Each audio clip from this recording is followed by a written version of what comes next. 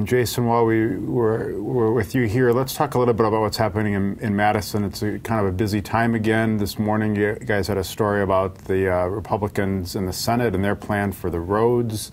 Some of the Republicans have their own plans. Scott Walker doesn't seem to like either plan. Give us the latest on how the highways and roads issue is shaping up.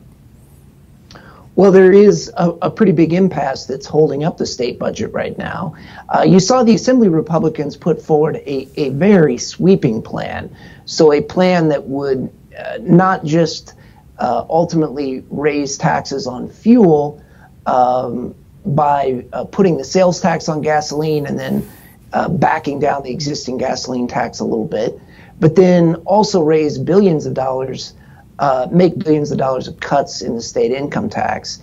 And that plan really seems to have fallen pretty flat with both the governor and with Senate Republicans.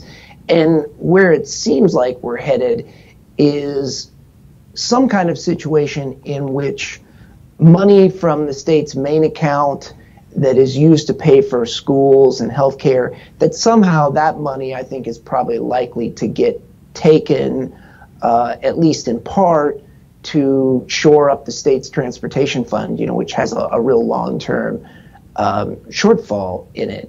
But the Assembly Republicans really don't want to do that. They want to get a more sustainable approach within the road fund. And so there's going to be a lot of back and forth in the coming weeks about that. Even today, Republicans were talking about the idea of splitting transportation out of the main budget and doing it as a separate bill, which would be pretty unusual, not unprecedented, but certainly unusual. Yeah, Mary, you spent many years covering the legislature in Madison. So here we have a situation where it seems like everybody agrees we need to do more with roads and that we shouldn't do more with taxes.